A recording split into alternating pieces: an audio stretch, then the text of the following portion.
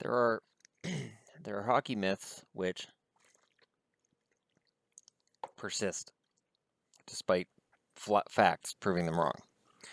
Now, one myth which has been around in hockey for a long time and is completely disprovable is goalie graveyards. And it goes back to when Brian Burke was in Vancouver. And they're going through one after another, after another, after another. And goalie graveyard came out of his mouth.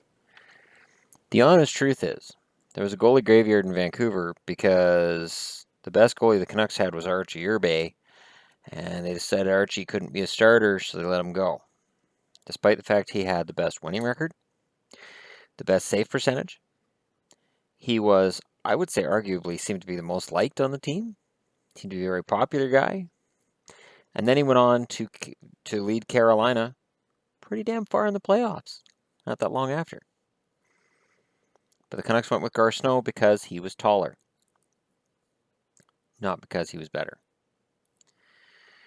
The goalie graveyard was a Burke creation when he brought in guys and built them up, and then they couldn't be what he said they would be. Kevin Weeks, he's the goalie of the future.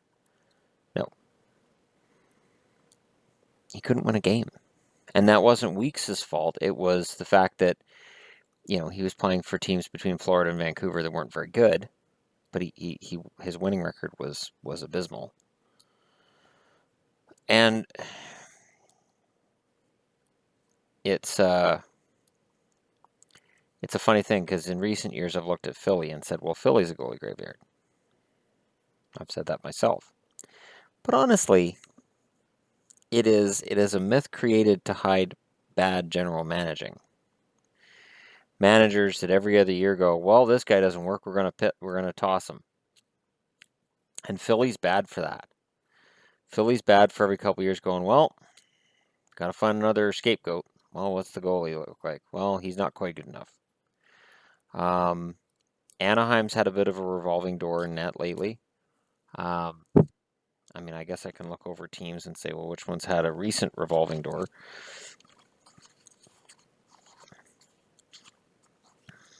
Because that'll be a heck of a lot easier than just saying, oh, well, goalie graveyard. Because they don't exist. There isn't really a goalie graveyard. As much as we might want to say there is, and believe there really isn't one. Anaheim sacrificed Anderson because of expansion.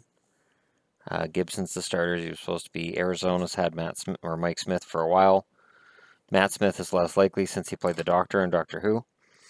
The Bruins, Tuukka Rask took over from Tim Thomas. Thomas was an accident, and I say that honestly. Boston went through goalie after goalie after goalie, and I kept saying, this Thomas guy, every time you guys bring him up, he plays really well. You could just let Thomas have a run. But I think because Thomas was older, they just didn't want to do that.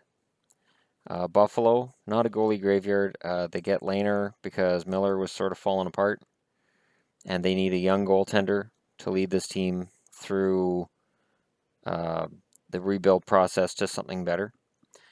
Calgary, are they goalie graveyard? No, they overestimated Hiller and Ramo, and they overpaid Ramo especially.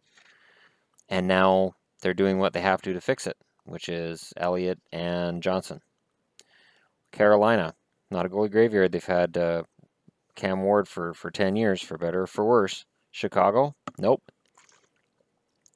You could argue that it would be, but you'd be wrong. Huey was a bit of a flop. Javi Bulin was okay, and then things got better when they went with Crawford and stuck with Crawford.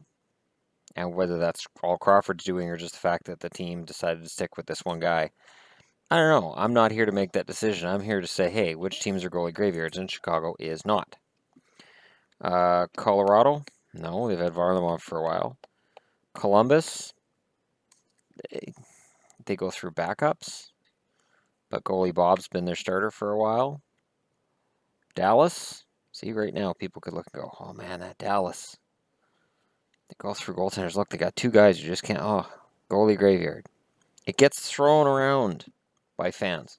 Oh, it's a goalie graveyard. And They don't know what they're talking about. Even Burke at the time didn't know what he was talking about. To me, graveyard says their careers end there. In that case, Boston has been a goalie graveyard in that guys like Felix Potvin. Geez, I looked up who else. A lot of guys who went to Boston at the end of their careers when they were washed up. Let me just look through the list. Alex Auld was one. Jim Carey, John Casey, Tim Chevelday. People right now are going, really? They played for the Bruins? Oh yeah, Manny Fernandez, Brian Finley. John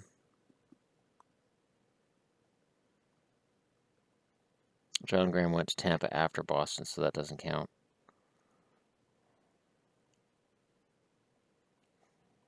I mean, Blaine Locker started and flamed out in a year and a half, so you could count him. Joey McDonald had a cup of coffee in Boston before he went out. And there's Potvin. Ranford finished his career in Boston. Vince Riondo played in Boston at the end of his career. Pat Riggin. There's Roberto Romano.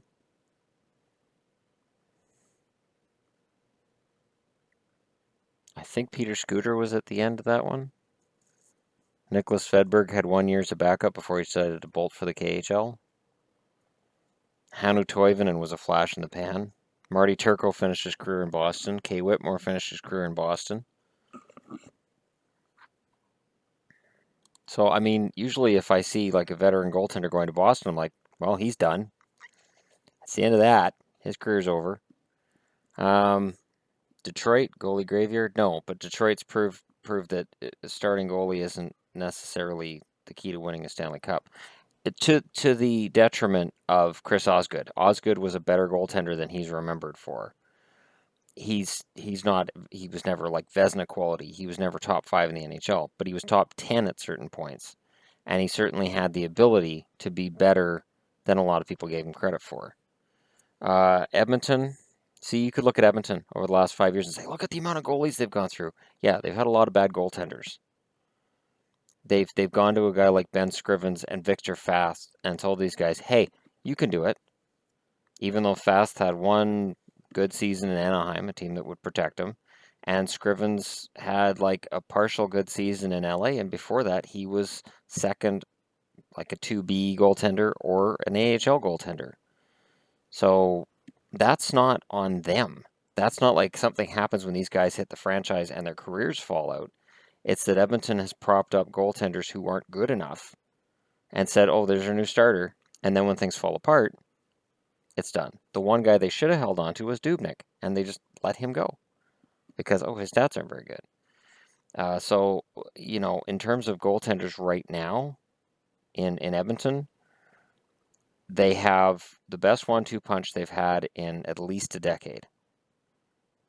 But if they get off to a slow start, who knows? All bets are off. Florida's solid in net, have been for years.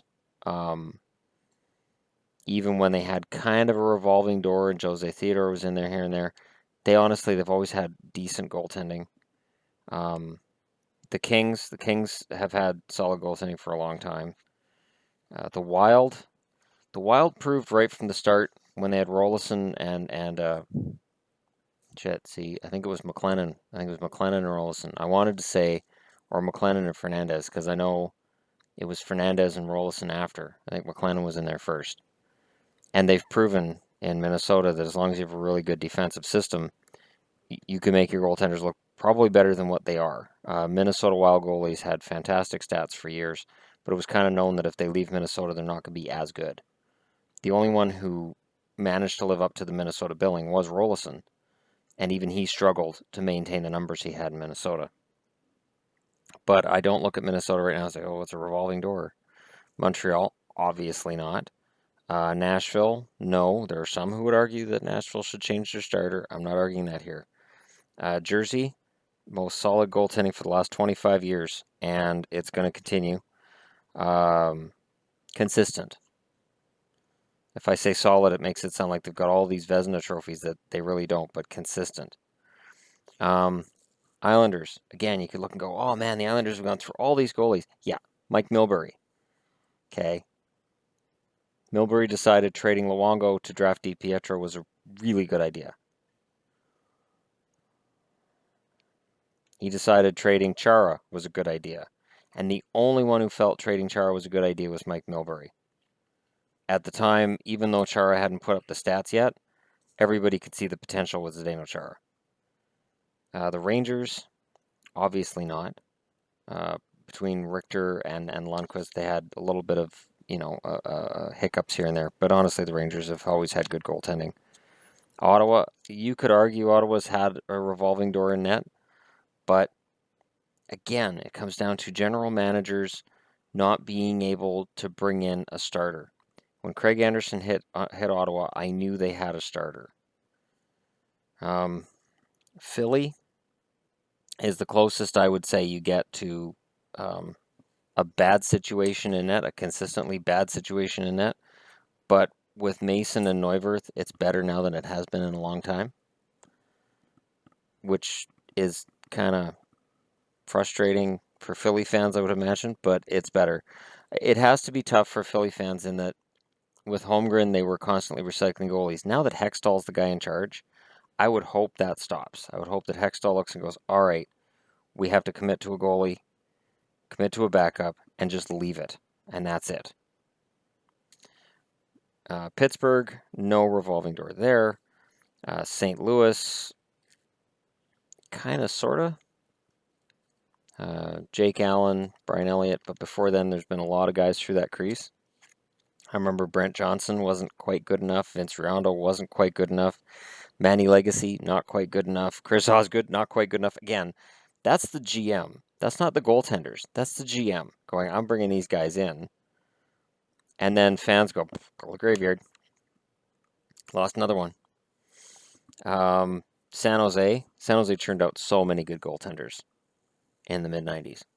So many good goaltenders. And I know Leafs fans get mad at Toskala, and they'll get mad at me for saying it, but Toskala's first year in Toronto was not a bad year. He was the MVP for the team. Good goaltender.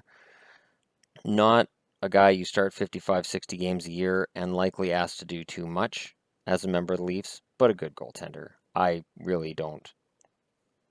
I don't get the hate for Toskala. Canucks, goalie graveyard, right? No.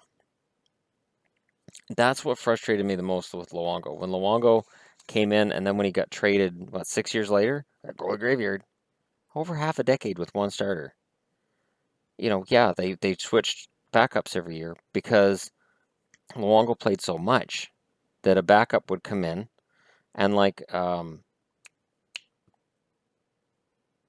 shoot. This is where the cheat's going to help. Come on. Come on. Talk amongst yourselves. I'm just kidding.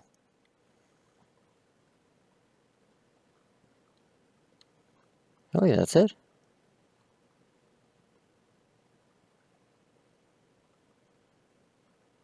Yeah, that was the year they had Norin. Danny Sabarin. That's the name I was trying to think of. Danny Sabarin put up good totals as a backup, playing limited games, and then parlayed that into a contract offer from the Penguins that he otherwise wouldn't have got.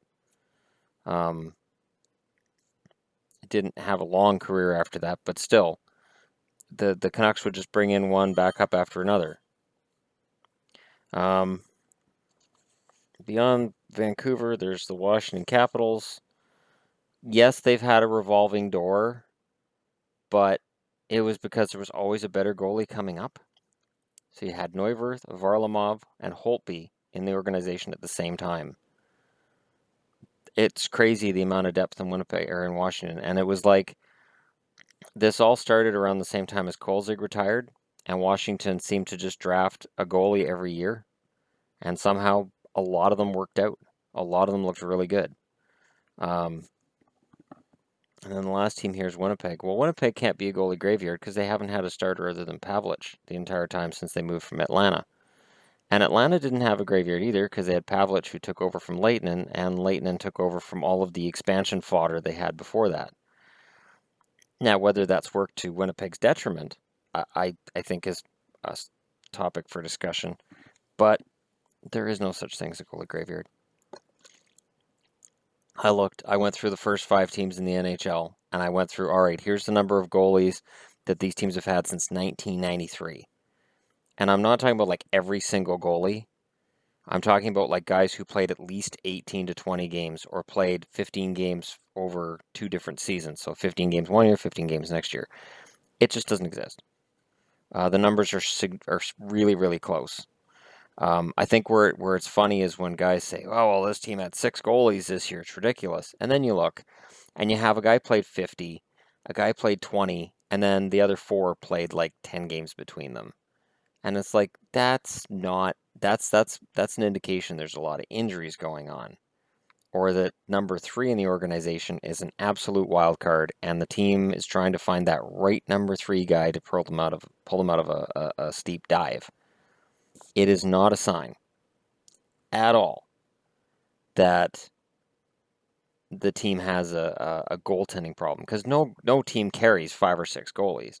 So if they play 5 or 6 goalies any given year, it's a bad sign that things have gone horribly, horribly off the rails. You don't see a team bring in, say, play 13, 14 defensemen in a season and have fans say it's a defenseman graveyard out there. It is only with goaltenders I hear that. You'll hear a lot of turnover on the blue line, or a lot of turnover forward, or, oh, they played 40 players on their team this year because they had so many injuries. But you see 6 goalies. Oh, man. Goalie graveyard. It doesn't exist.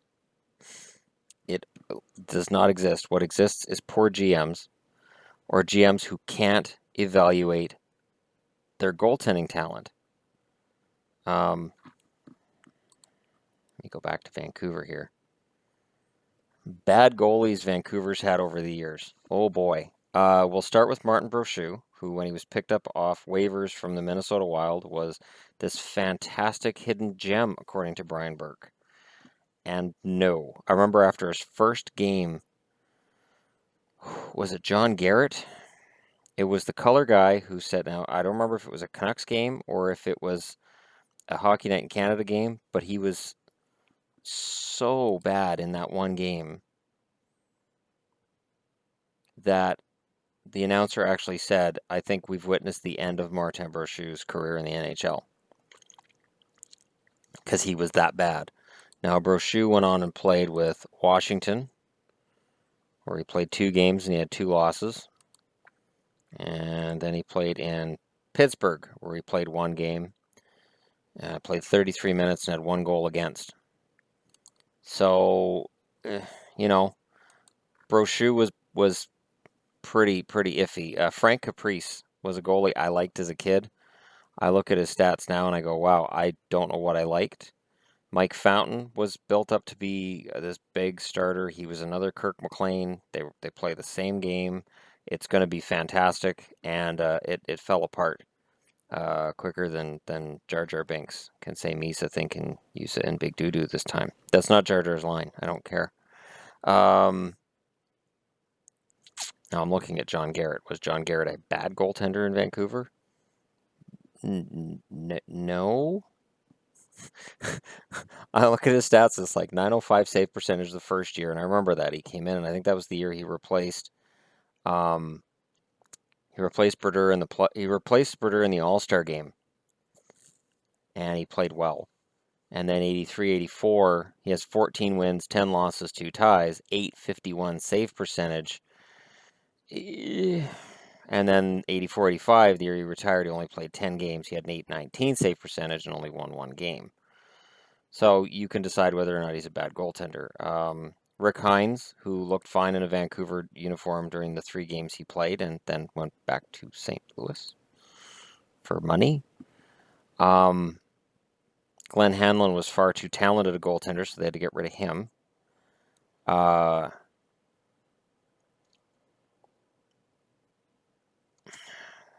on, Shannon, you're looking for poor goaltenders.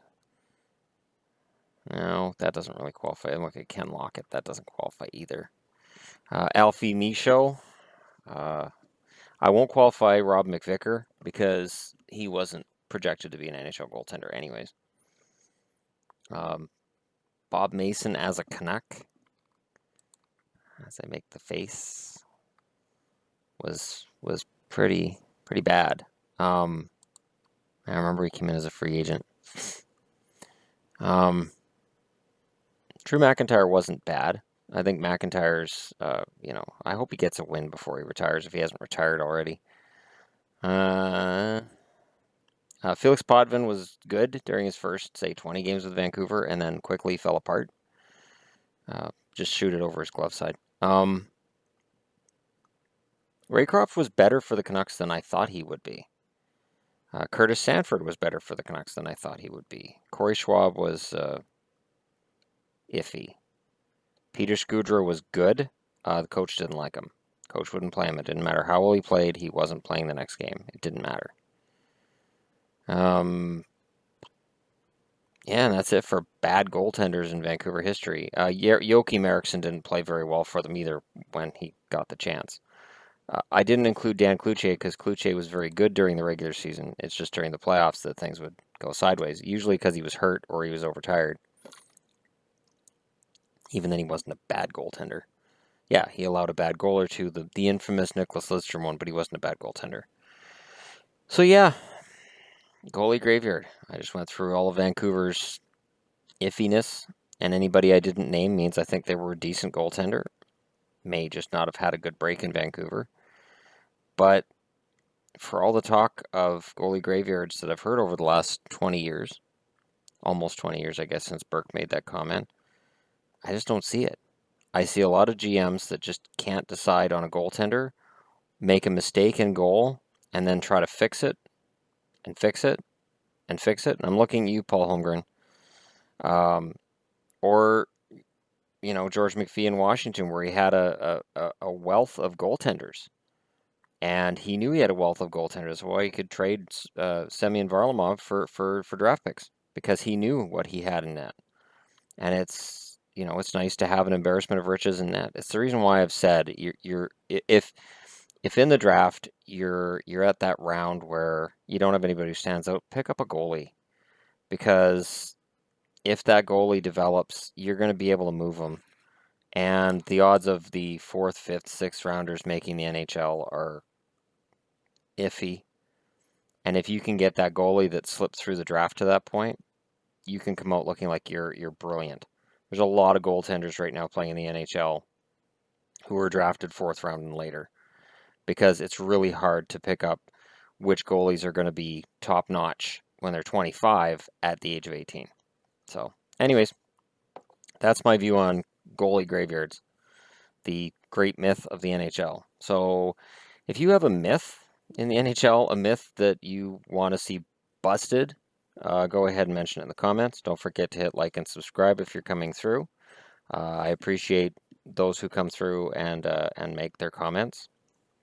And I will be back to talk to you all again, likely tomorrow. I've done my 3 videos of today. It's my day off. I have not contacted my girlfriend as of yet because I wanted to make sure I did a full video package for the day to amuse and to interest those who subscribe to the channel. And based on the fact that I could potentially be unemployed within the next 4 to 6 months, it might be a good idea to beef up the channel a little bit and give you guys some content that has some thought and something different. So that is my views on goalie graveyards, and we're getting closer and closer to the regular season, and I'm getting more and more anxious to see that come to pass. So thanks for watching.